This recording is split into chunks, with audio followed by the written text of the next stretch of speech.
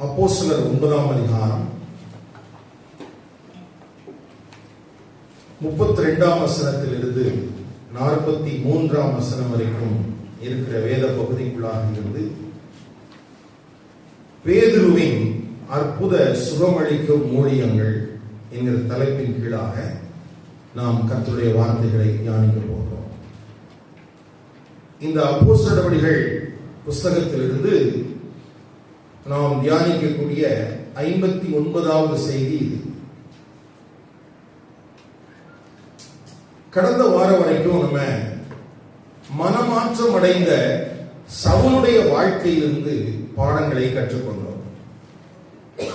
ஆனா இந்த 9ஆம் அதிகாரம் 32ஆம் வசனத்திலிருந்து 12ஆம் அதிகாரம் 25ஆம் வசனம் வரைக்கும் பேதுருவை மையமாக கொண்டே இந்த வேத வசனங்கள் எழுதப்பட்டிருக்கிறது. இந்த 9:32 12:25 வரைக்கும் இருக்கிற வேத பகுதிக்குள்ள சவுலை குறித்து எந்த காரியங்களும் எழுதப்படவில்லை. அவரை குறித்து அமைதியாக இருக்கிறது. அந்த காலம் ஒரு 10 வருடமாக இருக்கலாம் அல்லது அதற்கு மேற்பட்டதாக இருக்கலாம் என்று கருதுகிறார்கள். எப்படியா இருந்தாலும் இங்கே பேதுருவின் மூலமாக ஆண்டவர் என்ன செய்கிறார் என்பதை குறித்து நாம் புரிந்து கொள்வதற்கு கர்த்தருடைய ஆவியானவர் உதவி செய்வாராக. இந்த வேத பகுதிக்குள்ள பாத்தீங்கன்னா 3 விதமான குணமாகுதல் நடந்திருக்கிறதை நாம் பார்க்க முடியும். 2 நமக்கு தெரியும், ஆனால் 3 நடைபெற்றிருக்கிறது.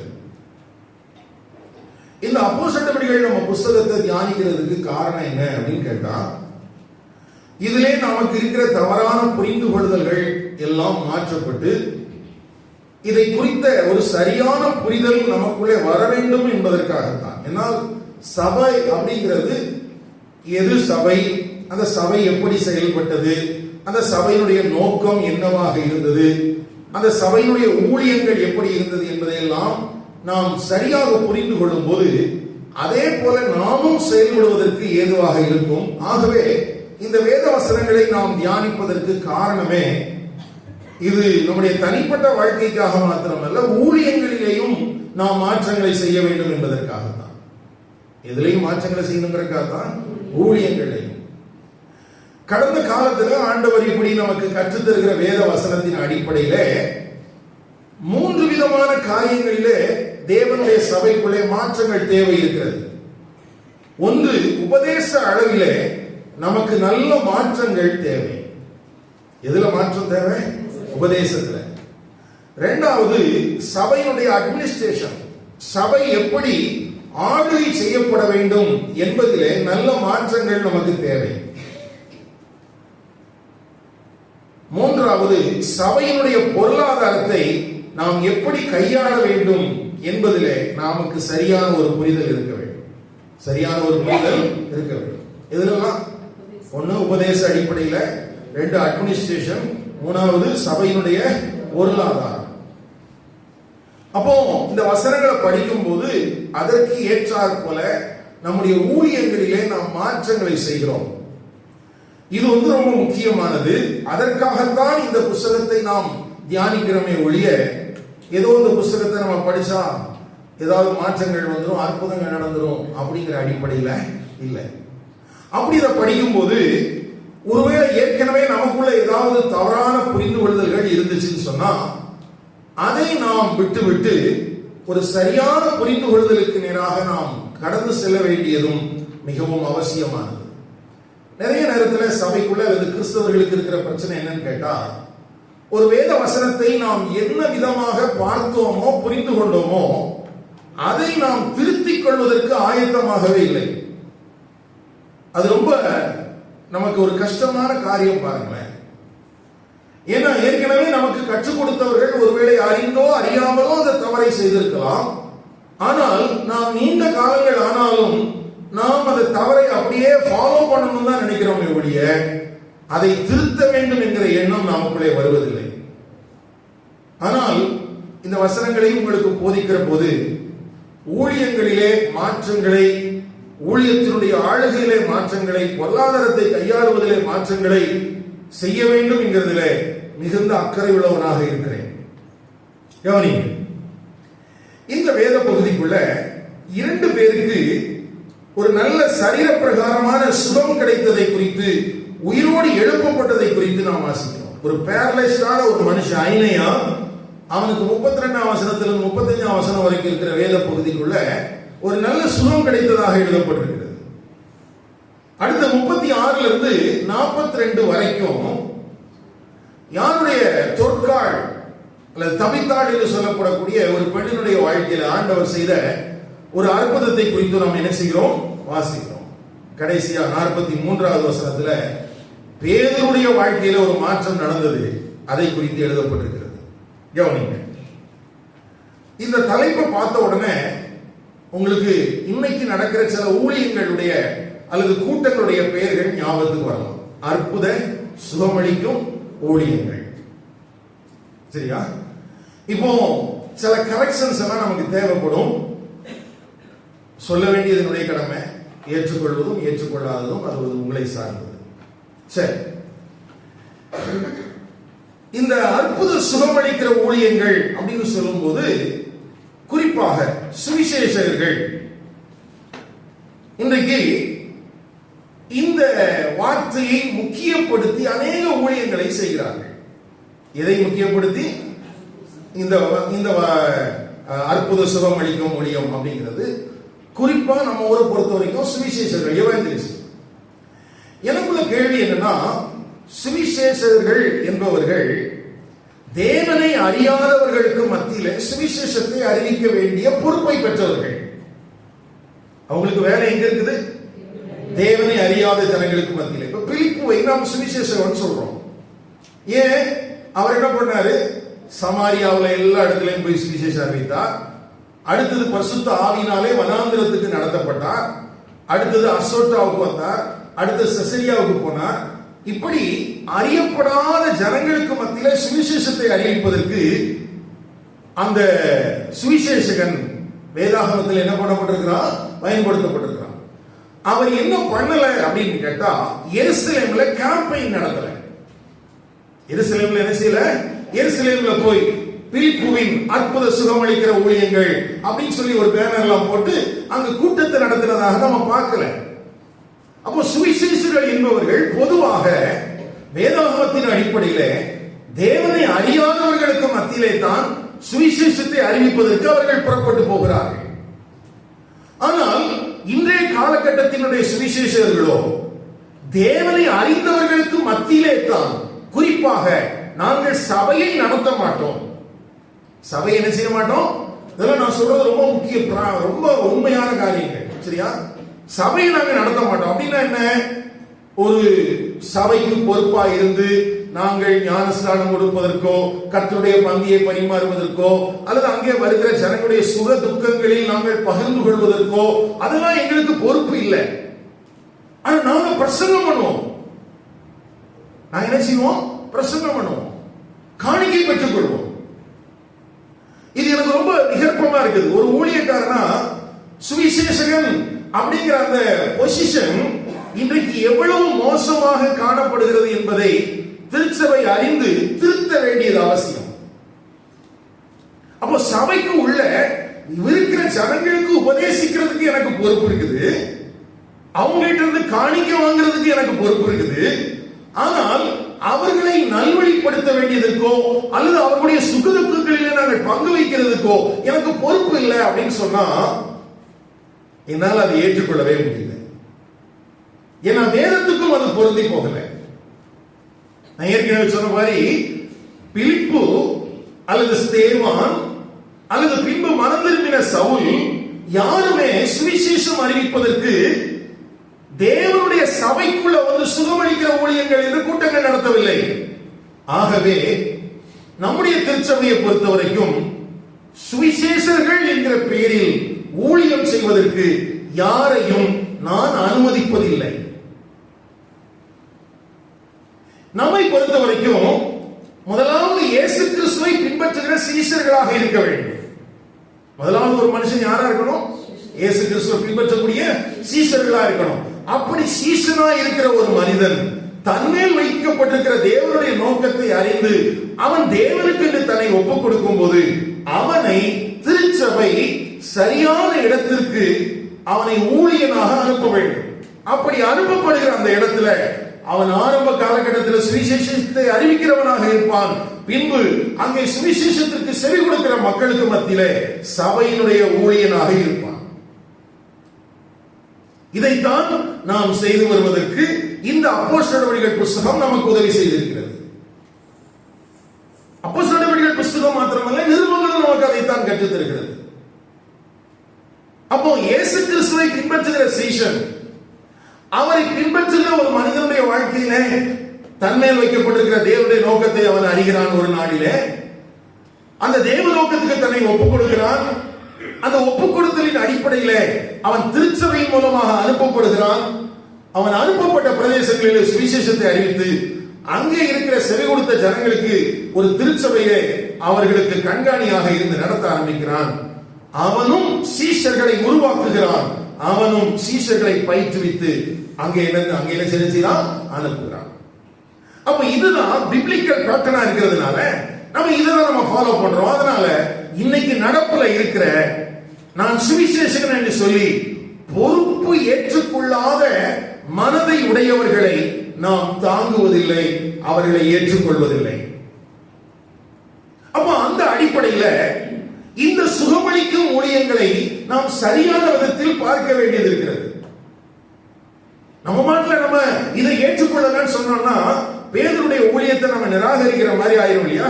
அதனால இந்த ஊழியத்தை நம்ம சரியாக புரிந்து கொள்ள வேண்டியது அவசியம்.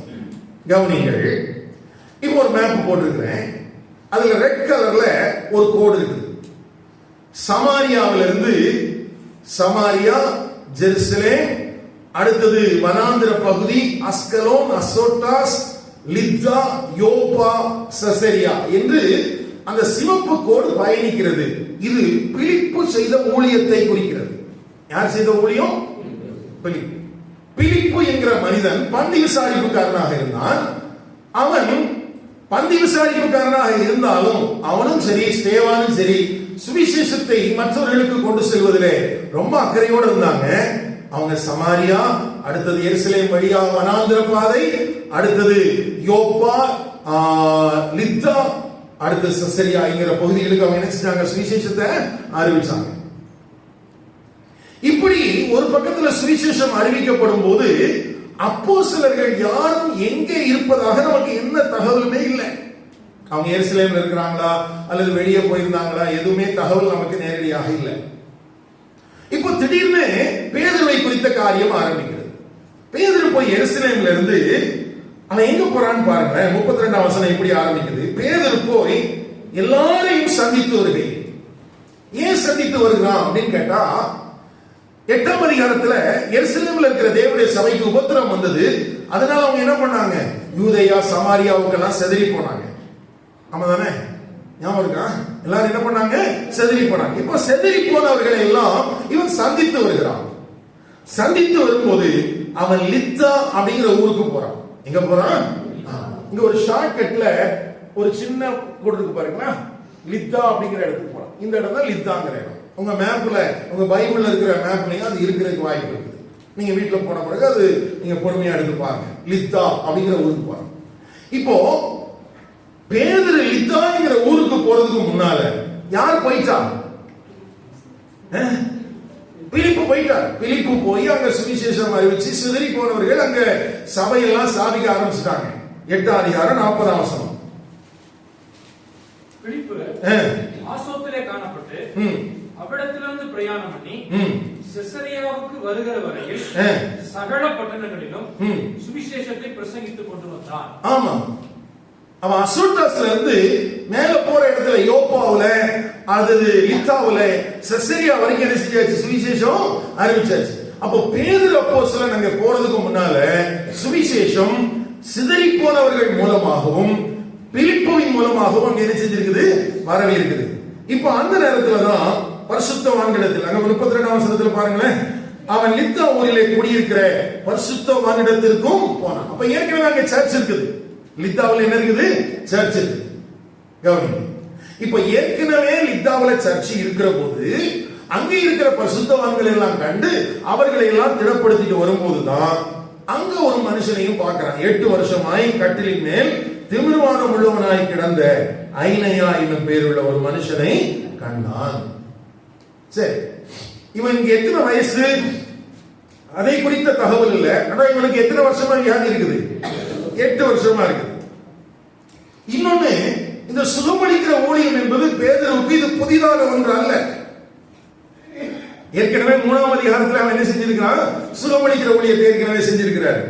இப்போ பேதுரு அவனை பார்த்து, ஐனையாவே, இயேசு கிறிஸ்து உன்னை குணமாக்குகிறார், நீ எழுந்து உன் படுக்கையை நீயே போட்டுக்கொள் என்றான். உடனே அவன் எழுந்திருந்தான். உடனே அவன் என்ன செஞ்சான்? எழுந்திருந்தான். உடனே பிராக்ஷன் ஆஃப் செகண்டுக்குள்ள எல்லாம் நடந்து முடிஞ்சு போச்சு.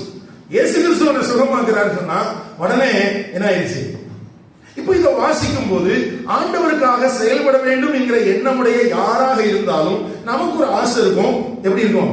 நம்மளும் இதே மாதிரி சொன்ன உடனே என்ன செஞ்சிருக்கோம்? அற்புதம் நடந்தது. நம்மளும் அந்த மாதிரி போய் ட்ரை பண்ணோம்னா சில நேரத்தில் ஒண்ணுமே நடக்காது. அப்ப நமக்குள்ள கேள்வியா, என்ன அது? பேதுரு சொன்னா உடனே எல்லாம் நடக்கிறாங்க, நம்ம சொன்னா என்ன செய்ய மாட்டேங்குது? ஒண்ணும் நடக்க மாட்டேங்குது. இப்போ இதுக்கு நடுவில் பேதுரு மட்டும் அப்படி செஞ்சிருந்தா பரவாயில்ல, நம்ம ஊர்லயும் சில ஆட்கள் நாங்களும் அற்புதங்களை செய்யணும்னு சொல்லி பிரகடனப்படுத்தும் போது நமக்கு இன்னும் டெம்டேஷன் ஆயிருது, இன்னும் நமக்கு பிரச்சனை ஆயிருது. என்ன எல்லாரும் செய்யறாங்க, நம்மளால மட்டும் தான் முடியல, அப்ப நம்ம ஒண்ணுமே லாய்க்கில் பொழுதுக்குது அப்படிங்கிற மாதிரி இடத்துக்கு வந்தோம். சரி, இப்போ அதனுடைய விளைவு எப்படி இருந்துச்சு பாருங்க. லித்தாவிலும் சாரோனிலும் குடியிருந்தவர்கள் எல்லாரும் அவனை கண்டு கர்த்தரிடத்தில் திரும்பினார். இப்போ இந்த ஐனையாவுடைய சுகம் கிடைத்த மாத்திரத்துல என்ன நடந்துச்சு அப்படின்னு கேட்டா, அந்த ஊர்லயும் பக்கத்து ஊர்ல இருந்தவங்க எல்லாரும் யார் பக்கமா வர ஆரம்பிச்சுட்டாங்க. நல்ல கவனிங்க, இப்போ இந்த ஊர்ல எல்லாமே ஒரு மனிதன் மட்டும்தான் திமிர்வாதம் உள்ளவனா இருந்திருப்பானா, இல்ல நிறைய வியாதியஸ்தர்கள் இருந்திருப்பாங்க? ஏன் இயேசு கிறிஸ்து போனாலும் யாராவது ஒருத்தருக்கு மட்டும் தான் சுகத்தை கொடுக்கிறாரு, அப்போஸ்தலர்கள் போனாலும் ஒருத்தருக்கு மட்டும் தான் சுகம் கொடுக்கிறாரு, மற்ற வியாதியஸ்தர்கள் அப்ப பாவமா? அப்போ இதை நம்ம சரியான விதத்தில் பார்க்க வேண்டியது அவசியம். சரியா? அற்புதம் சொன்னா இப்ப என்ன செய்யணும்? சுவிசேஷத்தை கேட்க வருகிற எல்லா திமிர்வாதக்காரங்களுக்கும் மத்தியிலையும் அற்புதங்கள் நடந்திருக்கும். அப்படி நடக்கல. இங்க எப்படிதான் நடந்திருக்குது? ஒருத்தருக்கு தான் நடந்திருக்குது. இது நடந்த பிறகு இதை கேள்விப்பட்டு நிறைய ஜனங்கள் எங்க வந்துட்டாங்க. இப்ப அற்புதம் எதுக்காக நடந்திருக்கு? ஐனையாவுக்கு நடந்துச்சா, அல்லது அநேகருக்கு தேவனை அறிந்து கொள்ள முடியாது நடந்துச்சா? ஆனா நம்ம இன்னைக்கு எப்படி நினைக்கிறோம்? சொல்லுங்க, இன்னைக்கு நம்ம என்ன நினைக்கிறோம்? இன்னைக்கு நம்ம போய் சுவிசேஷம் சொல்றோம் இல்லையா? சுவிசேஷம் சொல்லும்போது நம்ம என்ன சொல்றோம்? சில நேரத்துல நம்மள ஆண்டவர் நமக்குள்ள வரத வச்சிருக்கிறார் அப்படிங்கறத காண்பிக்கணுங்கிறதுக்காகவே அற்புதம் நடக்கணும்னு நினைக்கிறோம். ஏதாவது ஒரு விதத்துல ஆண்டவர் நம்மள மேன்மைப்படுத்திடும். ஆண்டவர் எவ்வளவு கஷ்டப்படுறாங்க, யாருமே சுவிசேஷம் சொல்ல மாட்டேங்கிறேன், நான் சொல்ல போறேன், என் வாழ்க்கையில என் மூலமா ஒரு அற்புதம் செஞ்சிடக்கூடாதா? 2002ஆம் வருஷத்துல ஈரோடுக்கு நான் வந்தேன். அப்ப என்ன கிராம பகுதிகளுக்கு ஊழியத்துக்கு அனுப்பியிருந்தாங்க. காலை நேரம் படிப்பு இருக்கும், சாயந்தரம் சைக்கிள்ல கிராமங்களுக்கு ஊழியங்களுக்கு போனோம். அரசூர் பகுதியில, மண்கரடு பகுதியில, எழுமாத்தூர் பகுதியில இப்படி எல்லாம் ஊழியத்துக்கு போகும்போது அங்கே சந்திக்கக்கூடிய மனிதர்களை பார்க்கும்போது அவர்களுக்கு ஜெபிக்கும் போது உள்ள ஒரு ஆசை இருக்கும். சே, ஆண்டவர் நம்மளே பயன்படுத்தி உங்களுக்கு ஊழியத்துக்கு வர வந்தாச்சே, ஆண்டவர் நம்மளை பயன்படுத்தினாங்க, அற்புதம் செஞ்சாங்க. ஆனா பார்த்தா ஒண்ணுமே இருக்காது.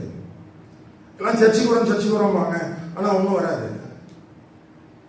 நல்ல கவனிங்க, சில நேரத்துல இங்க நடந்த அற்புதங்கள் எந்த அடிப்படையில இருக்கிறது அப்படிங்கறத நம்ம புரிந்து கொள்ளாததுனால இன்னைக்கு அநேக நேரத்துல நம்ம சோர்ந்து போகிறோம், நம்மளும் மனம் செலுத்து போகிறோம். கவனிங்க, இப்போ அடுத்தது ஒரு அற்புதம் நடக்குது. இப்போ யோப்பா பட்டணம். இப்போ எந்த பட்டணம்? இப்போ மேப்ல பாருங்க, லித்தாவில மட்டும் இல்ல, எங்கேயும் போயாச்சு, யோப்பா கடற்கரை பட்டணமாகி யோப்பாவுக்கு போயாச்சு. நான் ஏற்கனவே சொன்னேன், இந்த பட்டணத்திலையும் ஏற்கனவே யாரு போய் சுவிசேஷம் அறிவிச்சாச்சு? பிலிப்பு போய் சொல்லிட்டான். இப்ப ஏற்கனவே சபைகள் ஸ்தாபிக்கப்பட்டிருக்கிறது, அந்த சபைகளை தான் போய் பார்த்துட்டு இருக்கிறான். இப்போ கிரேக்கு பாஷையில தொற்கால் என்னும் அர்த்தம் கொள்ளும் கவிதால் என்னும் ஒரு பேர் உள்ள ஒரு சீஷி இருந்தாள். அவள் நற்கிரியங்களையும் தர்மங்களையும் மிகுதியாய் செய்து கொண்டு வந்தாள். அவ செத்து போயிட்டா, அவளை குளிப்பாட்டி வச்சிருக்கிறாங்க. இப்போ லித்தாவூருக்கு சமீபமானபடினாலே பேதுரு இருக்கிறான்னு கேள்விப்பட்டு உடனே அவரை கூட்டிட்டு வாங்கன்னு சொல்லி அனுப்பிட்டாங்க. உடனே போய் கூட்டு போனாங்க. அங்க அவர் போனாரு, முழங்கால் போட்டு ஜெபம் பண்ணாரு. தவித்தாடை எழுந்திருந்தாரு, உடனே எழுப்பி பார்த்துட்டான். உடனே நினைச்சுட்டா எழுப்பி பார்த்துட்டான். இப்போ அதை தொடர்ந்து என்ன எழுதியிருக்குதுன்னா 42ஆம் வசனம், இது யோப்பா பட்டணம் எங்கும் தெரிய வந்தது, அப்பொழுது அநேகர் கர்த்தரிடத்தில் விசுவாசம் உள்ளவர்களானார்கள். அப்போ 2 அற்புதங்கள் நடக்கிறது. இந்த அற்புதங்களை தொடர்ந்து அந்த பட்டணத்தில் இருக்கிற அநேக ஜனங்கள், எல்லாரும் இல்ல, அநேக ஜனங்கள் மெஜாரிட்டி எங்க வந்துட்டாங்க. அப்ப ஏற்கனவே பிலிப்புவின் மூலமா அங்க ஒரு சுவிசேஷம் அறிவிக்கப்பட்டு சபைகள் இருக்குது. இப்ப இவர் போய் 2 அற்புதம் செஞ்ச உடனே 2 இடத்திலையும், லித்தாவிலையும் யோப்பாவிலையும் இன்னும் சபைகள் வளர ஆரம்பித்தது, பெருக ஆரம்பித்து விட்டது. ஆனா இப்ப சபைகள் வளர்ந்து பெறுகிறது என்பதை நாம் கவனத்தில் கொள்கிறோமா, அல்லது சுகம் நடந்தது என்பதை, அற்புதம் நடந்தது என்பதை நாம் கவனத்தில் கொள்கிறோமா? நமக்கு இதுதான் ரொம்ப இன்ட்ரெஸ்டிங்கா இருக்குது. ஆமா, சுகம். இப்ப நம்ம போய் சுவிசேஷம் சொல்ற இடத்துலயும் ஆண்டவர் உடனே அற்புதம் செஞ்சிருந்தா நினைக்கிறோம். நல்ல கவனிங்க, இந்த சுகம் அப்படிங்கிற அந்த காரியத்துக்கு 2 வசனங்கள் வேதத்துல நம்ம பயன்படுத்துகிறோம். ஒன்று ஏசாயா 53ஆம் அதிகாரம் 5ஆம் வசனம். ஏசாயா 53:5. நம்முடைய மீறுதல்களின் நிமித்தம் அவர் காயப்பட்டு, நம்முடைய அக்கிரமங்களின் நிமித்தம் அவர் நொறுக்கப்பட்டார்.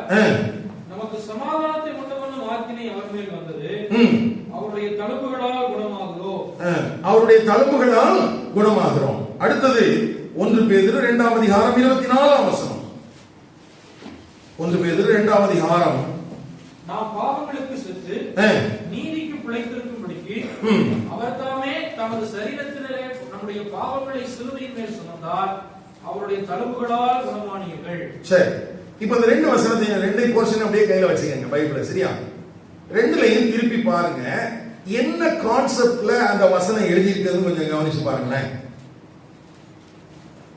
அங்க 53:5ல 3 காரணம் சொல்லியிருக்கு. மீறுதல்கள், அக்கிரமங்கள், அடுத்தது ஆக்கினை. சரியா? என்னதெல்லாம்? மீறுதல், அக்கிரமம், ஆக்கினை. இது நிமித்தமாக இயேசு கிறிஸ்து என்ன செய்யப்பட்டார்? காயப்பட்டார். இப்போ அவர் பட்ட காயங்களினாலே நாம் என்ன செய்கிறோம்? குணமடைகிறோம். குணமடைகிறோம் அப்படின்னு சொன்ன உடனே நம்முடைய கவனங்கள் உடனடியாக சரீர பிரகாரமான ஒரு சுகத்தை தான் தேடி போகிறது இல்லையா? உடனடியாக சரீர பிரகாரமான. ஆனா அங்க மேல் பகுதியில சரீர பிரகாரமான பாடுகளை குறித்து அல்லது வியாதிகளை குறித்து சொல்லி இருக்கிறதா, அல்லது ஆன்மீக பிரச்சனைகளை குறித்து சொல்லி இருக்கிறதா? பாவத்தை குறித்து சொல்லி. அப்ப அந்த குணமாகுதல்லாம் எதை குறிச்சு இருக்கணும்? பாவத்தை குறிச்சு இருந்தா தான் அந்த வசனம் சரி. இல்லன்னா அவர் அடிக்கப்பட்டது பாவத்துக்காக, சுகம் கிடைத்தது சரீரத்துக்காக மாறிடும். ஆமாவா? சரியா? அடிக்கப்பட்டது பாவத்துக்காக, சுகம் எதுக்கு வரணும்? பாவத்துல இருந்து. ஓகேவா? இப்ப பேதுரு போங்க, 1 பேதுரு 2:24 அந்த வசனத்தை வாசி பாருங்க. பாவம் அங்கே தெளிவா இருக்குது. நாம் பாவங்களுக்கு செத்து,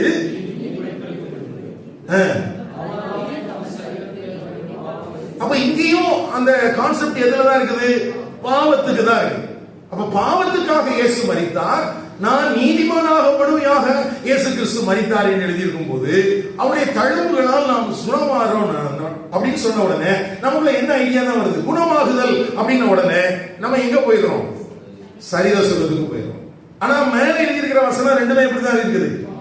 அப்போ தவறாக புரிந்து கொள்ளப்பட்டு இந்த வசனம் 2ம் தவறான விதத்திலேயே பிரயோகம் செய்யப்படுகிறது. இது ஆன்மீக குணப்படுதலை குறித்து பேசுகிறது, பாவ மன்னிப்பை குறித்தும் நீதிமானாக்கப்படுதலை குறித்தும் பேசுகிறது. எதை குறித்து பேசுகிறது? ஆமா, பாவத்துக்கு செத்து நீதிமானாக்கப்படுதல். ஆனா குணமாகுதல் அப்படிங்கிற அந்த ஒரு வார்த்தையை பார்த்த உடனே நம்முடைய கவனம் உடனடியா எங்க போயிருது? சரீர சுகம் அப்படின்னு போயிருது. அப்போ இந்த 2 வசனத்திலேயும் குணமடைதல் என்பது மன்னிக்கப்படுவதையும் நீதிமானாக்கப்படுவதையும் குறிக்கிறதே தவிர உடல் ரீதியாக குணமாக்கப்படுவதை குறிக்கவில்லை.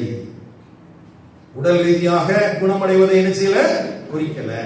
அப்படின்னா இயேசு கிறிஸ்து சுகம் தர மாட்டாரா? இப்ப இயேசு கிறிஸ்து சுகம் தர மாட்டாராங்கிறதல்ல பிரச்சனை. இந்த வசனம் எதை குறிக்கிறது என்பதுதான் பிரச்சனை. இந்த வசனம் எதை குறிக்கிறது கவனிங்கள்.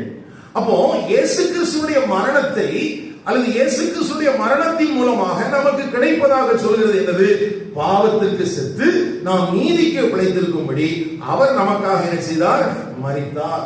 அவருடைய தழும்புகளால் அவருடைய காயங்களால் நாம் குணமாகிறோம் என்றால் இது ஆவிக்குரிய ஒரு குணமாகுதலை குறித்து தான் பேசுகிறது.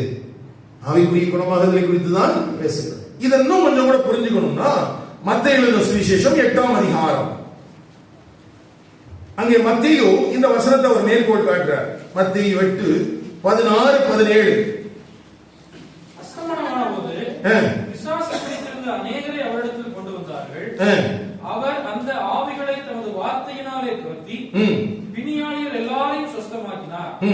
அவர்தாமே நம்முடைய பலவீனங்களை ஏற்றுக்கொண்டு நம்முடைய நோய்களை சுமந்தார் என்று ஏசாயா தீர்க்கதரிசியினால் உரைக்கப்பட்டது நிறைவேறும்படி இப்படி நடந்தது. இங்கேயும் ஏசாயா 53:5 தான் இங்கே மத்தேயு மேற்கோள் காட்டி எழுதியிருக்கிறார். அப்ப திரள் கூட்ட மக்களுக்கு மத்தியில அங்க நோய்கள் குணமாக்கப்பட்டது அப்படின்னு உடனே அப்போ இங்கேயும் அடுத்தப்ப நமக்குள்ள ஒரு யோசனை வரும். அப்படின்னா இங்க குணமாகுதல் தானே எழுதியிருக்குது அப்படின்னு சொல்லி நல்ல கவனிங்க. இயேசு கிறிஸ்து அற்புதங்களை செய்ததற்கான காரணம் என்ன என்பதை குறித்த ஒரு சரியான பார்வை நமக்குள்ள இருக்க வேண்டியது அவசியம். இயேசு கிறிஸ்து எதுக்காக அற்புதங்களை செய்தார்? ஒண்ணு, அவர் தேவனுடைய குமாரன் என்பதை அவர்களுக்கு வெளிப்படுத்துவதற்காக. எதுக்காக? அவர் தேவனுடைய குமாரன் என்பதை வெளிப்படுத்துவதற்காக. அடுத்தது, இவர்தான் வரப்போகிற மேசியா என்பதை அந்த யூத ஜனங்கள் அறிந்து கொள்ள வேண்டும் என்பதற்காக. அதாவது தேவன் இவரை அற்புதங்கள் மூலமாகவும் அடையாளங்கள் மூலமாக வெளிப்படுத்தினார். அற்புதங்கள் மூலமாகவும் அடையாளங்கள் மூலமாக வெளிப்படுத்தினார். அப்போ ஏற்கனவே மேசியாவை எதிர்பார்த்து கொண்டிருக்கிற ஜனங்களுக்கு இவர்தான் மேசியா என்பதை வெளிப்படுத்துவதற்காக இயேசு கிறிஸ்துவின் மூலமாக அற்புதங்களும் அடையாளங்களும் என்ன செய்தது? நடந்தது. அப்போ வேதத்தை பெற்ற ஜனங்கள், நமக்கு தெரியாது, புறவினத்தாராகிய நமக்கு தெரியாது, வேதத்தை பெற்ற ஜனங்களுக்கு இது முக்கியமானது இல்லையா? அப்போஸ்தலர் 2ஆம் அதிகாரம் 22ஆம் வசனம். அப்போஸ்தலர், இஸ்ரவேலரே நான் சொல்லும் வார்த்தைகளை கேளுங்கள், நீங்கள் அறிந்திருக்கிறபடி நசரேயனாகிய இயேசுவை கொண்டு தேவன் உங்களுக்குள்ளே பலத்த செய்திகளையும் அற்புதங்களையும் அடையாளங்களையும் நடப்பித்து அவரை உங்களுக்கு வெளிப்படுத்தினார். ஆனா நம்ம என்ன பண்றோம்னா இயேசு அற்புதம் செய்கிறார் அப்படின்னு தான் நம்ம பார்க்கிறோமே தவிர இது அற்புதம் செய்வதற்கான அல்லது செய்யப்பட்டதற்கான நோக்கம் என்னன்னா இயேசு தேவனுடைய குமாரன், இயேசு கிறிஸ்து வரப்போகிற மேசியா என்பதை அந்த ஜனங்கள் அறிந்து கொள்வதற்காகத்தான் அற்புதங்களும் அடையாளங்களும் என்ன செய்யப்பட்டது. அப்போ அந்த இடத்துல ஏசாயா 53ஆம் அதிகாரம் 5ஆம் வசனத்தை மத்தேயு மேற்கோள் காட்டுறதுக்கு காரணம் என்னன்னா, ஏற்கனவே நம்ம பார்த்திருக்கிறோம். ஏசாயா 53ஆம் அதிகாரம் மேசியாவை குறித்த ஒரு பாடல், மேசியாவை குறித்து எழுதப்பட்டிருக்கிற பாடல் இயேசு கிறிஸ்துவின் மூலமாக நிறைவேறுகிறது என்று சொல்லும்போது அதை பார்க்கிற கேட்கிற ஜனங்கள் யாரை விசுவாசிக்க வேண்டும்? இயேசுவை விசுவாசிக்க வேண்டும். அப்ப அங்க எழுதப்பட்டதற்கான நோக்கம் என்ன அப்படிங்கறத நம்ம புரிந்து கொள்ளாம நம்ம என்ன பண்றோம்னா அற்புதம் செய்கிறவர் இயேசு அப்படிங்கறதுல மட்டுமே நம்ம சுருங்கி நின்றுட்டோம். இன்னொரு வசனத்தை வாசிக்கும் போது இன்னும் கொஞ்சம் உங்களுக்கு தெளிவு கிடைக்கிறதுக்கு வாய்ப்பு இருக்கு. மார்க் எழுதின சுவிசேஷம் 2ஆம் அதிகாரம், மார்க் 2ஆம் அதிகாரம் 8-12. அவர்கள் தங்களுக்குள்ளே சிந்திக்கிறார்கள் என்று இயேசு உடனே நம்முடைய ஆவியில் அறிந்து அவர்களை நோக்கி, நீங்கள் உங்கள் இருதயங்களில் இப்படி சிந்திக்கிறது என்ன? பாவங்கள் உனக்கு மன்னிக்கப்பட்டது என்று சொல்வதோ, எழுந்து உன் படுக்கையை எடுத்துக்கொண்டு நடவென்று சொல்வதோ எது எளிது? பூமியிலே பாவங்களை மன்னிக்க மனுஷகுமாரனுக்கு அதிகாரம் உண்டு என்பதை நீங்கள் அறிய வேண்டும் என்று சொல்லி தீவிரவாதக்காரனை நோக்கி, நீ எழுந்து உன் படுக்கையை எடுத்துக்கொண்டு உன் வீட்டுக்கு போ என்று உனக்கு சொல்கிறேன் என்றார். சரி, இப்போ இங்க ஒரு 2 கேள்வி இருக்குது. பாவங்கள் மன்னிக்கப்படுவது எளிதா அல்லது சுகமாக்குவது எளிதா? அப்போ அங்க வேதபாரகர்கள் சொல்றாங்க, இவர் என்ன தேவதூஷணம் சொல்றாரு. இப்போ வேதபாரகர்களை பொறுத்த வரைக்கும் இயேசு கிறிஸ்து சுகமாக்கி இருந்தாருன்னா அது ஒரு பிரச்சனை இல்லை. ஆனா பாவங்களை மன்னிக்கிறேன் அப்படின்னு சொன்ன உடனே, ஏன்னா 5ஆம் வசனத்தில் இருக்கு, பாவங்கள் உனக்கு மன்னிக்கப்பட்டதுன்னு சொன்னார். அதை அவனால ஏற்றுக்கொள்ள முடியல. இப்ப இயேசு திரும்ப சொல்றாரு, உன் பாவங்கள் உனக்கு மன்னிக்கப்பட்டது என்று சொல்வதோ, எழுந்து உன் படுக்கை எடுத்துக்கொண்டு நடவென்று சொல்வதோ எது எளிது? பூமியிலே பாவங்களை மன்னிக்க மனுஷகுமாரனுக்கு அதிகாரம் உண்டு என்பதை நீங்கள் அறிய வேண்டும் என்று சொல்லி திமிர்வாதக்காரனை. இப்ப எதுக்காக அந்த திமிர்வாதக்காரனை எழுப்பி நடந்து போக சொன்னாரு? ஒண்ணு, வந்திருக்கிறவர் மனுஷகுமாரன்.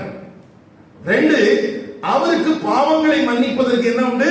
அதிகாரம் உண்டு. இவர் மூலமாக பாவ நிவர்த்தி செய்யப்படும் என்பதை அவர்களுக்கு தெரிவித்தார். அப்போ ஒவ்வொரு அற்புதங்களையும் அல்லது அற்புதங்களுக்கு பின்பதாக நடந்திருக்கிற அந்த சம்பாஷணைகளையும் நம்ம நல்லா கவனிச்சு பார்த்தோம்னா, இயேசு கிறிஸ்து அற்புதங்களை செய்கிறவர் என்கிற அந்த கண்ணோட்டத்தின் அடிப்படையில் இல்ல, அதையும் தாண்டி அந்த ஜனங்களுக்கு இயேசு கிறிஸ்து யார் என்பதை புரிய வேண்டும் என்பதற்காக, அவர்கள் விசுவாசிக்க வேண்டும் என்பதற்காகத்தான் அந்த அற்புதங்கள் என்ன செய்யப்பட்டது? செய்யப்பட்டது. ஆனா நமக்கு அந்த செய்திகள் என்ன ஆயிடுச்சுன்னு சொன்னா, இயேசு நானே அற்புதம் செய்கிறவர் அப்படிங்கிற அந்த கான்செப்ட்ல மட்டுமே நம்ம முடங்கிட்டோம். கவனிங்க.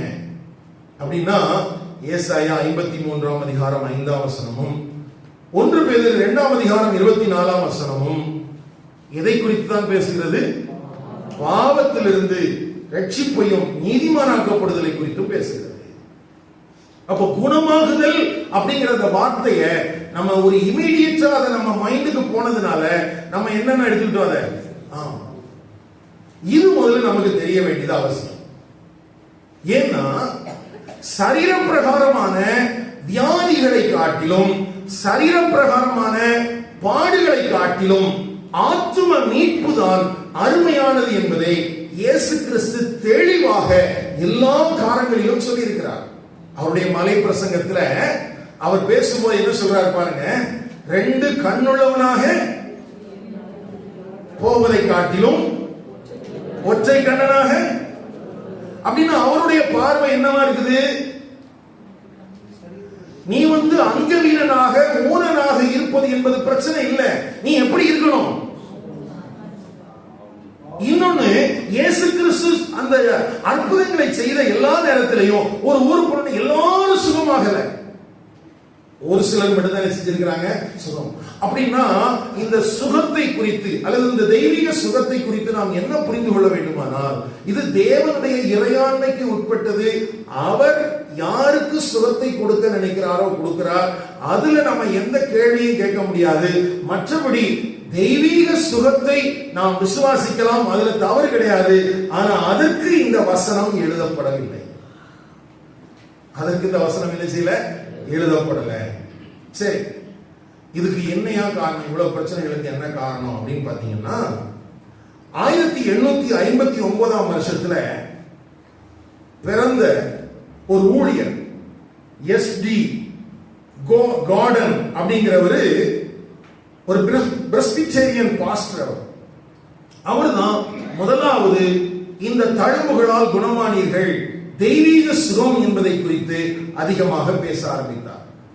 1859 ஆகஸ்ட் 12ஆம் தேதி பிறந்த எஸ்டி கார்டன் என்பவர் தான் முதலாவது இந்த காரியத்தை என்ன செய்தாரு? சொல்ல ஆரம்பித்தார். அதை தொடர்ந்து 1843 டிசம்பர் 15 பிறந்த ஏபி சிம்சன் என்பவர், அவர் கிறிஸ்டியன் மிஷனரி அலைன்ஸ் சர்ச் என்பது அந்த ஸ்தாபனத்தினுடைய தலைவராக இருந்து இயேசு கிறிஸ்துவனுடைய பலியின் மூலமாக சரீர சுகம் என்பது நமக்கு கொடுக்கப்பட்டிருக்கிறது என்கிற காரியத்தை பேச ஆரம்பித்தார். அப்ப அந்த 2 பேர், எஸ்டி கார்டன் அடுத்தது ஏபி சிம்சன், இந்த 2 பேரும் 18வது நூற்றாண்டினுடைய பிற்பகுதியில தான் இதை குறித்து பேச ஆரம்பித்தார்கள். அப்ப அவங்க என்ன சொன்னாங்க?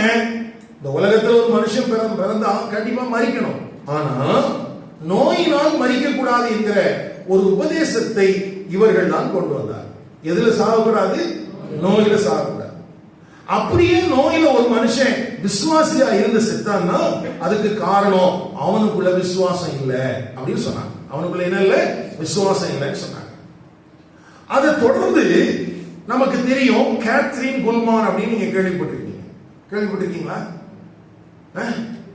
ஆமா, இப்போ இருக்கிற ஒரு பெரிய எவாஞ்சலிஸ்ட் உங்களுக்கு தெரிஞ்சிருச்சுன்னா கண்டிப்பா உங்களுக்கு கேத்ரின் குல்மான் என்ன செஞ்சிருக்கணும்? தெரிஞ்சிருக்கணும்.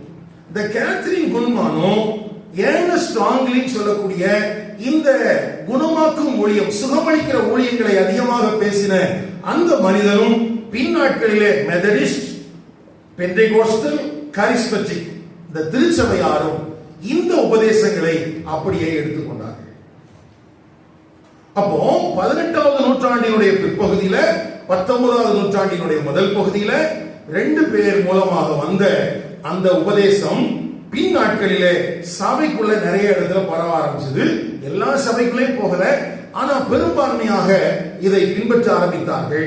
குறிப்பாக மெத்தடிஸ்ட் சபைகளிலேயும் பெந்தேகோஸ்தே சபைகளிலேயும் கரிஸ்மட்டிக் குரூப்லையும் இது அதிகமாக என்ன செய்யப்பட்டது? அவருடைய தழும்புகளால் குணமாகிறோம் என்கிற காரியம் அதிகமாக பேசப்பட்டது. நல்ல கவனிங்க, ஒருவேளை தர்க்கத்துக்காக நம்ம எடுத்துக்கொண்டா கூட இயேசு கிறிஸ்துவினுடைய பரிகார பலியின் மூலமாக நம்முடைய வியாதிகள் எல்லாம் சுகமாய் இருக்கிறது அப்படின்னு சொன்னா இன்றைக்கு எத்தனை பரிசுத்தவான்கள் வியாதியிலே மரித்திருக்கிறார்கள்? இப்ப அத்தனை பேருக்கும் விசுவாசம் இல்லைன்னு சொல்ல போறீங்களா, அல்லது இயேசு கிறிஸ்துவினுடைய பரிகார பலி சரியில்லைன்னு சொல்ல போறீங்களா? விசுவாசிகளா இருக்கிறவங்கள விட்டுருவோம். எத்தனையோ முன்கள பணியாளர்கள், மிஷினரிகள், கர்த்தருக்காக வைராக்கியத்தோடு செயல்பட்ட பரிசுத்தவான்களுடைய மரணங்களை குறித்து நீங்கள் அறிந்திருப்பீர்கள். ஆனால் அநேகருடைய மரணம் எப்படிதான் இருந்துச்சு? வியாதிப்பட்டுதான் மரணம் இருந்துச்சு. அப்ப அவங்களுக்கு விசுவாசம் இல்லைன்னு சொல்லிடலாமா, அல்லது அவர்களுடைய வாழ்க்கையில கிறிஸ்துவனுடைய பரிகார பலி நிறைவேறவில்லை என்று சொல்லிவிடலாமா? அப்போ இத நம்ம கொஞ்சம் ஞானமாகவும் கவனமாகவும் கையாள வேண்டியது அவசியம். ஓகேவா? சரியா? இப்போ அந்த எஸ்டி கார்டனுக்கும் ஏவி சிம்சனுக்கும் என்ன தெரியுமா ஆச்சு? இவங்க எஸ்டி கார்டன் 1936 ஜூன் மாசத்துல அவர் மரிக்கிறார். மரிக்கிறதுக்கு முன்பதாக நீண்ட நாட்கள் மரண படுக்கையில, வியாதி படுக்கையில் இருந்துதான் மரித்திருக்கிறார். இது சும்மா சொல்ற தகவல் இல்ல, இது வரலாறு. அடுத்தது 1919 அக்டோபர் 29ஆம் தேதி ஏவி சிம்சன் மரிக்கிறார். அவரும் நீண்ட நாட்களாக சுகமாகாத வியாதியோடு இருந்துதான் தன்னுடைய ஓட்டத்தை முடித்திருக்கிறார். அப்ப ஒரு நாள்ல அந்த அவருடைய காயங்களால் சுகம் குணமானீர்கள் என்று சொல்லி பிரசங்கித்து, அல்லது அதப்படி நம்பலன்னு சொன்னா உனக்குள்ள விசுவாசம் இல்லை அப்படிலாம் சொன்ன அந்த உபதேசத்திற்கு காரணமாக இருக்கிற இந்த 2 மனிதர்களுமே பின் நாட்களில் எப்படிதான் மரிச்சிருக்கிறாங்க?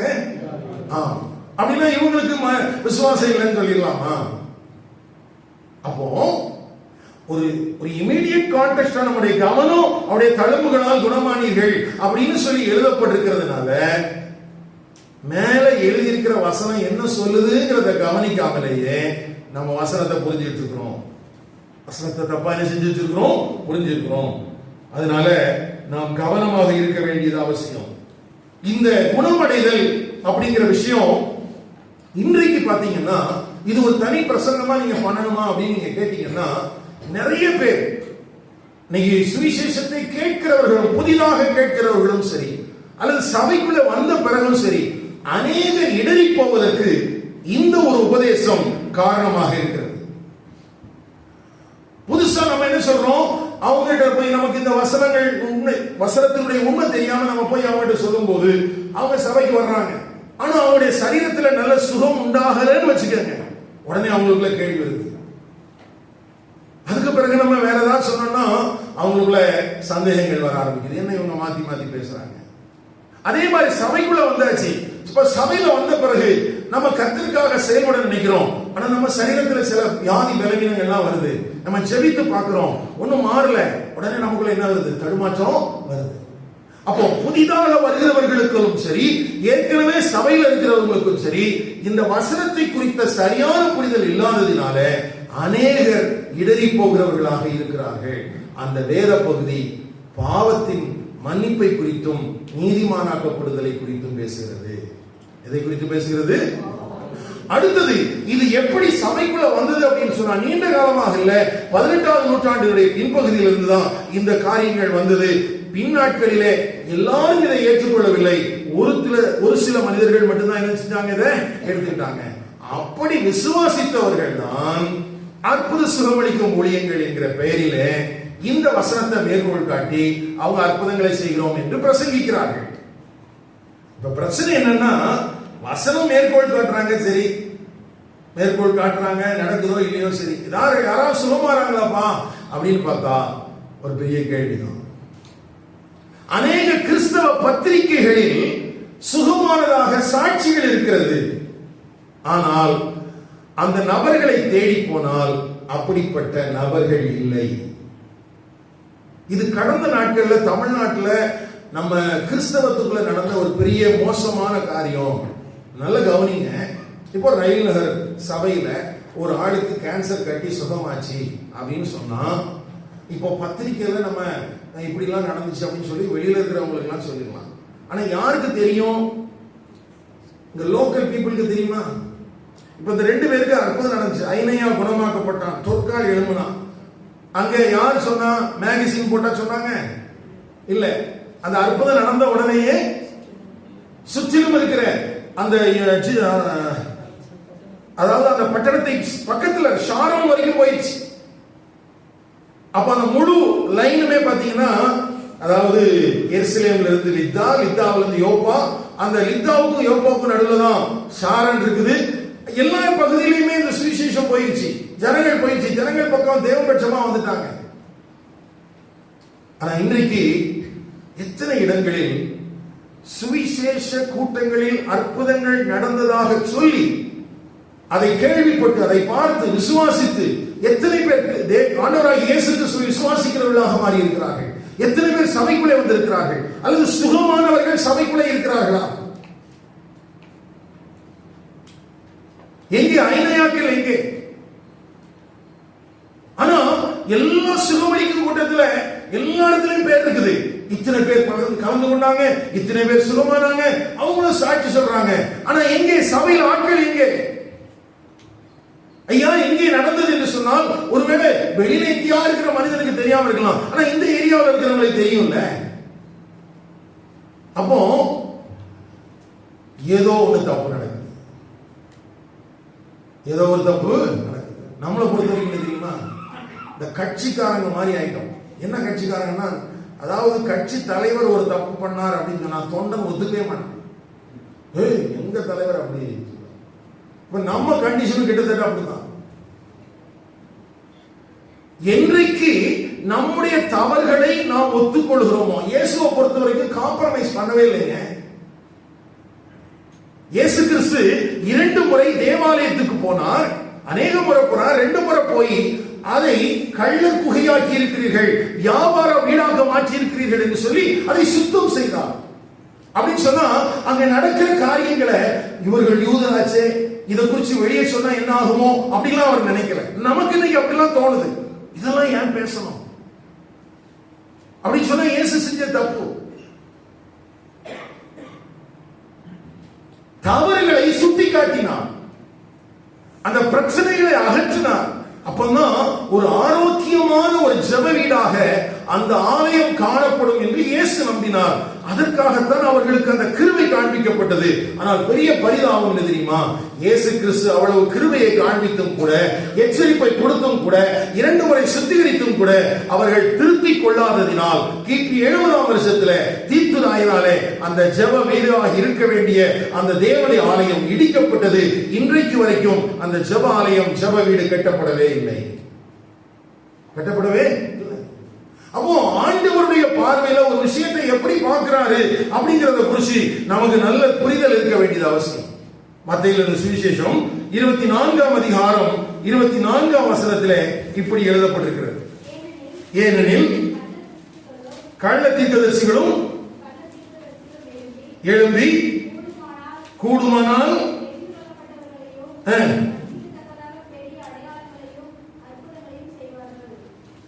என்றைக்காயிலும் இந்த வசனத்தின்படியான நபர்களை நீங்கள் அடையாளம் கண்டுபிடித்திருக்கிறீர்களா? இது யாருக்கு எழுதி கொடுத்திருக்குது? சபைக்கு எழுதி கொடுத்திருக்குது.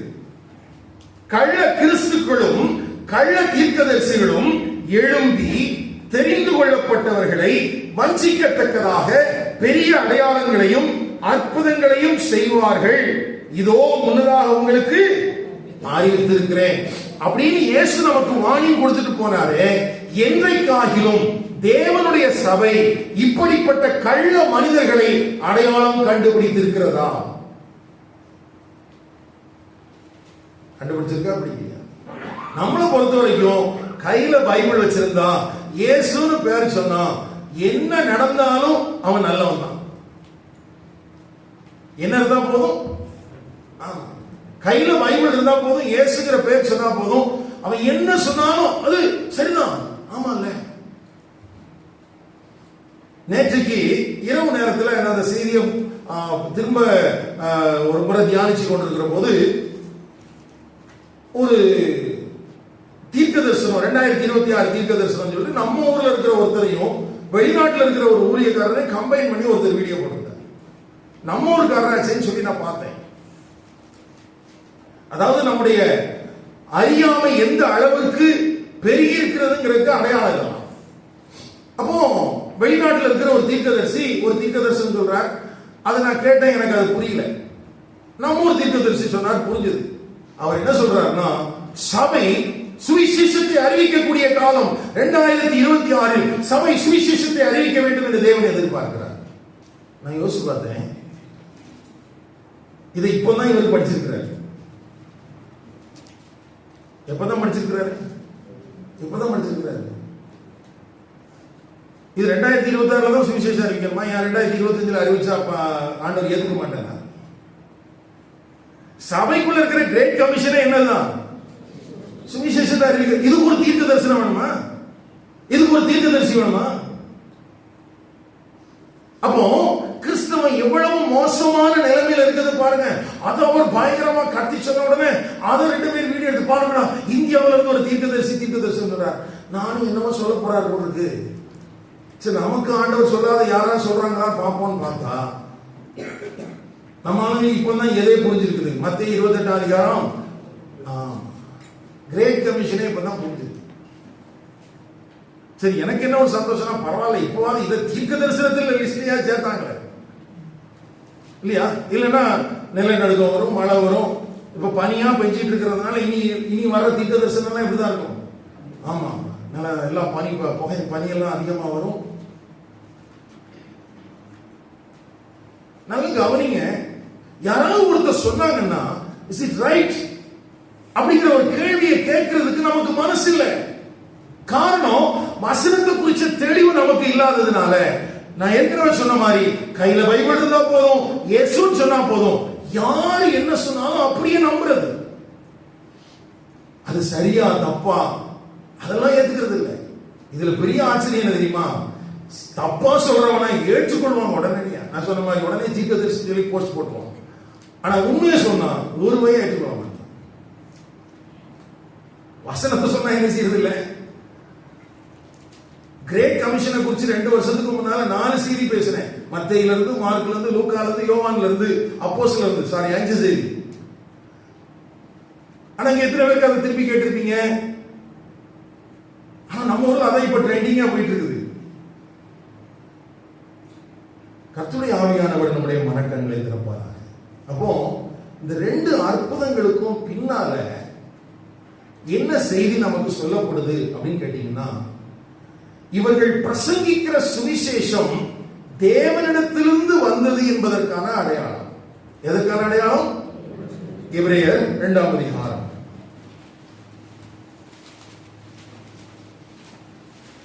ஏன்னா அடுத்த அற்புதத்தை நீங்க புரிஞ்சீங்கன்னா உங்களுக்கு தெரிஞ்சிடும். எபிரேயர் 2ஆம் அதிகாரம் 4ஆம் வசனம். அடையாளங்களினாலும் அற்புதங்களினாலும் பலவிதமான பலத்த செய்கைகளினாலும் தம்முடைய சித்தத்தின்படி பகிர்ந்து கொடுத்த பரிசுத்தாவின் வரங்களினாலும் தேவன் தாமே சாட்சி கொடுத்ததுமாயிருக்கிற இவ்வளவு பெரிதான ரட்சிப்பை குறித்து நாம் கவலையற்றிருப்போமானால் தண்டனைக்கு எப்படி தப்பித்து? ஐயா, சுவிசேஷம் பிரசங்கிக்கப்படும் போது அந்த சுவிசேஷத்தை பிரசங்கிக்கும் போது இது தேவனிடத்திலிருந்து வந்த செய்திதான் என்பதற்கு அடையாளமாக ஐனேயாவும் தொற்காலும் அங்கே லித்தாவிலையும் யோப்பா பட்டணத்திலையும் சுகமாக்கப்பட்டாங்க, உயிரோடு எழுப்பப்பட்டாங்க. அதை பார்த்த உடனே அந்த ஜனங்கள் அந்த பேதுரு பிரசங்கித்த சுவிசேஷத்தை கேட்பதற்கு திரள் கூட்டமாய் வந்தார்கள். இவன் பிரசங்கித்த இந்த சுவிசேஷத்தை கேட்டாங்க, விசுவாசித்தாங்க. எல்லாரும் தேவனுடைய சபைக்குள்ளே சேர்த்துக் கொள்ளப்பட்டாங்க. எல்லாரும் தேவனுடைய சபைக்குள்ள சேர்த்துக் கொள்ளப்பட்டாங்க. அப்படி சேர்த்துக் கொள்ளப்பட்ட ஜனங்கள் எல்லாரும் சுகமடைந்தார்களா என்று எனக்கு தெரியாது. ஆனால் எல்லாரும் இயேசு கிறிஸ்துவின் இரத்தத்தினாலே நீதிமான்களாக்கப்பட்டார்கள். எல்லாரும் என்ன செய்யப்பட்டாங்க? நீதிமானாக்கப்பட்டாங்க. அப்ப எதை முக்கியத்துவம் பெறணும்? நம்ம அதை விட்டுட்டோமே. அப்போ ரெண்டு வசனத்தை நம்ம தவறாக புரிந்து கொண்டதின் விளைவாக ஒரு நீண்ட காலமாக நமக்கு தவறாக போதிக்கப்படுகிற காரியங்களின் அடிப்படையில தான் நம்ம புரிஞ்சு வச்சிருக்கிறோம். ஏன்னா இந்த டிராவல்ல கவனிக்க வேண்டிய விஷயம் என்னன்னா, பேதுருவுக்கு கொடுக்கப்பட்டிருக்கிற வரங்களின் அடிப்படையில இவனை ஒரு பிரசித்தி பெற்ற ஊழியனாக மாற்றுவதற்கு அல்ல, ஆண்டவர் இவனை நடத்தி கொண்டு போறதுக்கான காரணமே வேற. ஆண்டவர் இவனை நடத்தி கொண்டு போற காரணமே வேற. எருசலேம்ல இருந்த பேதுரு லித்தாவுக்கும் யோப்பாவுக்கும் போனதுக்கான காரணம் என்ன? அற்புதங்களை செய்வதற்காகவா?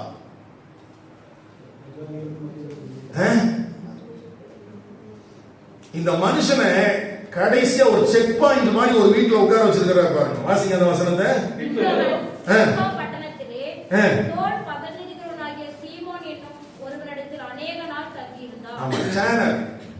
நல்ல கவனிங்க. தோல் பதனிடுதல் அதாவது யூத முறைமையின்படி வாழ நினைக்கிறவர்களுக்கு தீட்டானது. தோல்னா என்ன? செத்த மிருகங்களுடைய தோல். செத்த மிருகங்களை யூதர்கள் தொடலாமா? அது அவங்களுக்கு என்னது? தீட்டானது. இப்போ தொழில் செய்கிறவருடைய வீட்டிலேயே யார் இருக்கிறாங்க? எங்க போய் சிக்கி இருக்கிறான் பாத்தீங்களா? நான் சொல்றேன், புரியுதா? வாசிங்க லேவியராகமம் 11ஆம் அதிகாரம் 39-40. லேவியராகமம் 11ஆம் அதிகாரம். உங்களுக்கு ஆகாரத்துக்கான ஒரு மிருகம் செத்தால் அதன் உடலை தொடுகிறவன் சாயங்காலம் மட்டும் தீட்டுப்பட்டிருப்பான். அதன் மாம்சத்தை புசித்தவன் தன் வஸ்திரங்களை துவைக்க கடவன். அவன் சாயங்காலம் மட்டும் தீட்டுப்பட்டிருப்பான். அதன் உடலை எடுத்து போனவனும் தன் வஸ்திரங்களை துவைக்க கடவன். அவனும் சாயங்காலம் மட்டும் தீட்டுப்பட்டிருப்பான். அப்போ மோசேயினுடைய பிரமாணத்தின்படி தோல் தொழில் செய்வது யூதர்களுக்கு உரியது அல்ல. யாருக்கு உரியதல்ல? அப்படியே ஒருத்தர் செஞ்சான்னா அவன் நியாயப்பிரமாணத்தின்படி தீட்டானவன், அருவருப்பானவன். அப்போ இப்போ யார் வீட்டில் இருக்கிறாரு? யூத பாரம்பரியத்தின்படி யூத பிரமாணத்தின்படி அசுத்தம் உள்ளவன் அப்படின்னு எண்ணப்பட்ட இடத்துல ஆண்டவர் யாரை கொண்டு வந்து வச்சிருக்கிறாரு?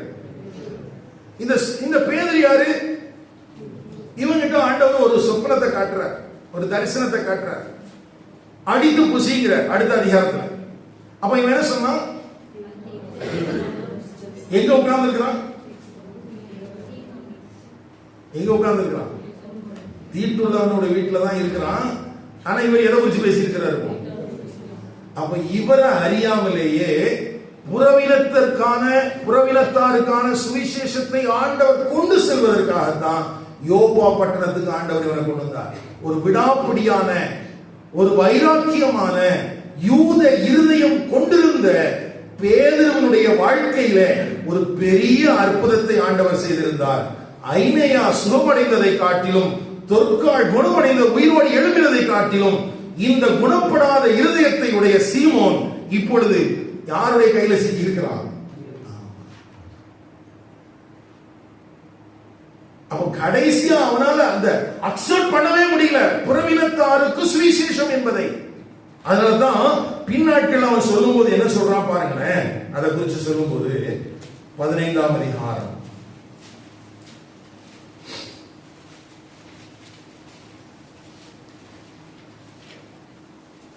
7ஆம் வசனம். மிகுந்த தர்க்கம் உண்டான போது பேதுரு எழுந்து அவர்களை நோக்கி, நோக்கி, சகோதரரே, நீங்கள் அறிந்திருக்கிறபடி புறஜாதியார் என்னுடைய வாயினாலே சுவிசேஷ வசனத்தை கேட்டு விசுவாசிக்கும்படி தேவன் அநேக நாட்களுக்கு முன்னே உங்களில் ஒருவனாகி என்னை தெரிந்து கொண்டார். இருதயங்களை அறிந்திருக்கிற தேவன் நமக்கு பரிசுத்த ஆவியை தந்தருளினது போல அவர்களுக்கும் தந்தருளி அவர்களை குறித்து சாட்சி கொடுத்தார். விசுவாசத்தினாலே அவர்கள் இருதயங்களை அவர் சுத்தமாக்கி நமக்கும் அவர்களுக்கும் யாதொரு வித்தியாசமும் இராதபடி செய்தார். இப்படி இருக்க நம்முடைய பிதாக்களாலும் நம்மாலும் சுமக்க கூடாதிருந்த நுகத்தடியை சீசர் கழுத்தின் மேல் சுமத்துவதினால் நீங்கள் தேவனை சோதிப்பானே.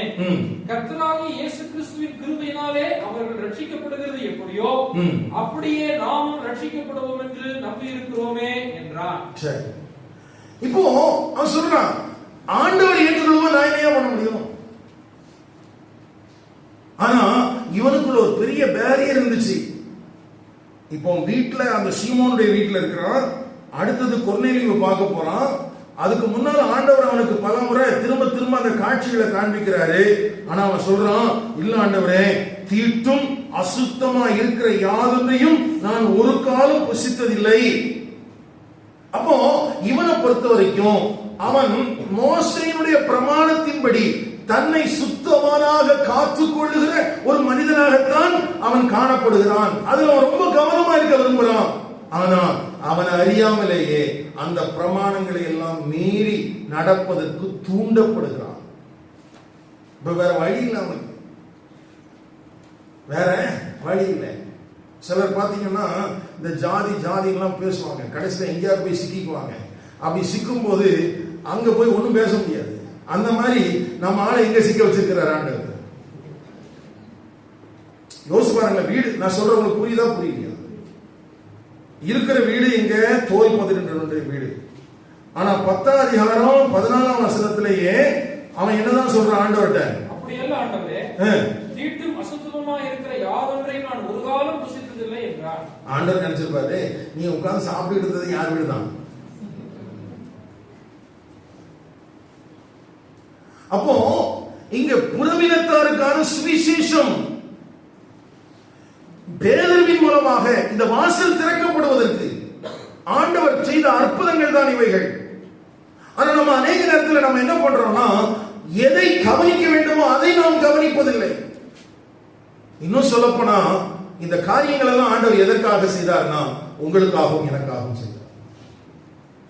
யாருக்காக செஞ்சாரு? புறவினத்தாராகிய நாம் கர்த்தராகிய இயேசு கிறிஸ்துவை பற்றும் விசுவாசத்தினாலே நீதிமானாக்கப்படும்படிக்கு ஒரு மனிதனை, ஒரு பாரம்பரிய பின்னணியை உடையவனை, யூத முறைமையின்படி என்னை அசுத்தப்படுத்த மாட்டேன் என்கிற எண்ணம் உடையவனை, தீட்டுப்படுத்த மாட்டேன் என்கிற எண்ணம் உடையவனை ஆண்டவர் பரிசுத்த ஆவியானவர் அவனை நடத்திட்டு போனார். நல்ல கவனிங்க, பிலிப்புவை பரிசுத்த ஆவியானவர் சமாரியாவிலிருந்து வனாந்திரத்திலே போகிற ஒரு ரதத்தை சந்திப்பதற்கு கொண்டு போனார் அல்லவா? அவனுக்கு தகவல் சொல்லி சொல்லி கொண்டு போகப்பட்டது. ஆனால் பேதுருவுக்கு தகவல் சொல்லாமலேயே கொண்டு போகப்பட்டார். இவனுக்கே தெரியாது எங்க போறாங்க. இவன் அற்புதமா நடந்தவன, சுவிசேஷம் வந்தவன, அப்பா பயங்கரமான என்கரேஜ் ஆகி போனாரு. கடைசியில யோப்பா போன உடனே ஆள் மாட்டிட்ட, நீ எங்கேயும் தப்ப முடியாது. ஏன்னா இந்த யோப்பா பட்டணத்துக்கு ஒரு பிரசித்தி இருக்குது. என்னன்னா, இங்க போன உடனே ஆட்கள் மாறிடுவாங்க. பழைய ஏற்பாட்டில் ஒரு தீர்க்கதரிசி இருந்தான், நல்ல கர்த்தருக்காக வைராக்கியமான ஒரு மனிதன். யோப்பா பட்டணத்துல போன உடனே போக வேண்டிய இடத்தை விட்டுட்டு வேற எங்கேயோ போக ஆரம்பிச்சான். தெரியுமா யாரு? யோனா. யோப்பா பட்டணத்தினுடைய துறைமுகத்துக்கு போன உடனே ஆண்டவர் போய் சொன்ன இடத்தை விட்டுட்டு இவன் எங்க போனான்? அப்போ நீ யோப்பாவுக்கு போ அப்படின்னு சொல்லி எருசலேம் இருக்கும்போது இவன் சொல்லி இருந்தா இவன் என்ன பண்ணிட்டு இருப்பான்? கொஞ்சம் கஷ்டம் தான், போயிருக்கிறதுக்கு வாய்ப்பு இல்லை. ஆண்டவரே, அது ரொம்ப மோசமான இடம், அசுத்தமான ஆட்கள்லாம் இருக்கிற இடம், அங்க நாம் போய் எப்படி என்ன பண்றது? அப்போ ஆண்டவர் பார்த்தார், இருறாம் அவனை மெதுவா நயம் காட்டி அழைத்து, உனக்கு அற்புதம் நடந்த உடனே அப்படியே மெய் இழுத்து போச்சு. கடைசியில் நல்லா சிக்கிட்டான். நல்ல கவனிங்க, ஆண்டவர் சில நேரத்தில் இப்படி நடத்துறாரு. ஆண்டவர் சில நேரத்தில் நம்மகிட்ட செய்ய சொன்னா நம்ம என்ன செய்ய மாட்டோம்? செய்ய மாட்டோம். இப்ப என்ன பண்றது? இப்ப நமக்காக அவருடைய ஸ்ட்ராட்டஜி எல்லாம் மாத்திடுறாரு, பிளான் எல்லாம் மாத்திடுறாரு. சரி, இப்ப ஒண்ணுமே சொல்றது இல்லை, வா சரி போ. வர்ற விழுற அடியில தன்னால உபவாசம், தன்னால ஜெபம், தன்னால ஆராதனை. இப்ப யாரும் சொல்லவே வேண்டாம். இப்ப யாரும் என்ன செய்ய வேண்டாம்? இல்லன்னா அழைப்பு கொடுக்கணும், நீங்க ஜெபிக்க வாங்க, ஜெபிக்க வாங்க, ஜெபிக்க வாங்கன்னு சொன்னா இவனுக்கு வரமாட்டேன். போட்டா 2 போட்டா என்ன ஆகி போயிருக்கும்? தன்னால பாடுறான், வாழ்ந்தாலும் இயேசுவுக்காய் மரித்தாலும் இயேசுவுக்காய். 1 வருஷத்துக்கு முன்னால வேற மாதிரிலாம் பாடினியப்பா. நான் என்ன சொல்றேன்னா, எல்லா நேரத்திலையும் பிலிப்போவை நடத்தின மாதிரியே தான் ஆண்டவர் நடத்தணும்னு அவசியம் இல்லை. சில நேரங்களிலே பேதுருவை நடத்தினது போலவும் நடத்துவதற்கு வாய்ப்பு இருக்கிறது. எப்படியா இருந்தாலும் அவர் நம்மை கொண்டு என்ன செய்ய சித்தமாக இருக்கிறாரோ அதை செய்வதற்காகத்தான் நாம் பிடிக்கப்பட்டிருக்கிறோமே ஒழிய நம்ம மேல வேற எந்த காரியங்களும் இல்லை. நம்ம மேல வைக்கப்பட்டிருக்கிற தேவனுடைய நோக்கமே அல்லாமல் வேற எந்த காரியங்களும் நம்ம நினைக்கல நம்ம தப்பிச்சுட்டோம். அப்பா, நானும் அப்படிதான் நினைச்சிட்டு இருந்தேன். ஆனா சுத்தியும் 4 பக்கத்திலே வேலி அனுப்பின அப்படிதான் தெரியுது, சரியா மாட்டி இருப்பான். காலை நேரத்தில் கர்த்தருடைய ஆவியானவருடைய மனக்கண்களை திறப்பாராக. அற்புத சுகமளிக்கிற ஊழியங்களை நடத்துகிற ஒரு கேம்பெயினுக்காக ஆண்டவர் இந்த இடத்துல பேதுருவை கொண்டு போன மாதிரி தெரியல. ஏன்னா அது ஏற்கனவே அவன் மூலமாக நடந்ததுதான். ஆனா பிரதானமான மாற்றங்கள் என்னன்னா, லித்தாவில் அங்க இருக்கிற ஜனங்கள் திடப்பட்டாங்க, அநேகர் விசுவாசிகளா மாறினாங்க. ஷாரன்ல அங்க அநேக ஜனங்கள் தேவன் பட்சமா திரும்பி வந்தாங்க. யோப்பாவில் இருக்கிற அநேகர் ரட்சிக்கப்பட்டாங்க. இப்போ ஒரு புதிய ஒரு வாசல் திறக்கப்பட்டு ஆயத்தமா ரெடி ஆயிட்டு இருக்குது. அதற்கான வேலை நடந்துட்டு இருக்குது. அதுல முதல் படி அசுத்தமானவர்கள் என்று யூதர்களாலே கருதப்பட்ட புறவினத்தாருக்கு மத்தியில் சுவிசேஷத்தை கொண்டு செல்வதற்கு தேவன் இந்த மனிதனையே பயன்படுத்துகிறார். அதற்கு அவனுடைய இருதயத்துக்குள்ளே ஆண்டவர் கிரியை செய்கிறார். மற்றவர்களுக்கெல்லாம் நடந்த அற்புதம் சரீரம் சம்பந்தமானது, இவனுக்குள்ளே நடந்த அற்புதம் என்பது இருதயம் சம்பந்தமானது. ஆகவே தான் 3 அற்புதங்கள் என்று சொன்னேன். 1 ஐனையா சரீர பிரகாரமான சுகம், தொற்காள் சரீர பிரகாரமாக உயிர்ப்பிக்கப்பட்டாள். பேதுருவோ ஆவிக்குரிய ரீதியாக மாற்றம் அடைந்திருந்தார். இந்த காலை நேரத்தில் சரீர பிரகாரமான மாற்றங்களை காட்டிலும் ஆவிக்குரிய மாற்றங்களையே ஏசாயா 53ஆம் அதிகாரம் 5ஆம் வசனமும் 1 பேதுரு 2ஆம் அதிகாரம் 24ஆம் வசனம் சொல்கிறது. ஆகவே தான் நம்முடைய திருச்சபையிலிருந்து அற்புத சுகமளிக்கிற ஊழியங்கள் என்று நடத்துகிற சுவிசேஷர்களையோ அப்படிப்பட்ட எந்த காரியங்களையும் நாம் நிராகரிக்கிறோம். தெய்வீக சுகத்தை நான் விசுவாசிக்கிறேன், ஆனா ஃபெய்த் ஹீலர்ஸை நான் ஏற்றுக்கொள்றது இல்லை. என்கிட்ட ஆண்டவர் வரம் கொடுத்திருக்கிறார், நான் சொன்னா சுகமாயிரும் சொன்னா என்னால ஏற்றுக்க முடியாது. தெய்வீக சுகத்தை என்னுடைய வாழ்க்கையில நான் அனுபவித்திருக்கிறேன். இன்றைக்கு நான் ஜீவனோடு இருப்பது தேவனுடைய கிருபை. நம்ம ஒரு மலையாள பாட்டை பாடணும், ஞாபகம் இருக்கா? அந்த மலையாள பாடலுடைய ஒரு கவி இப்படி இருக்கிறது.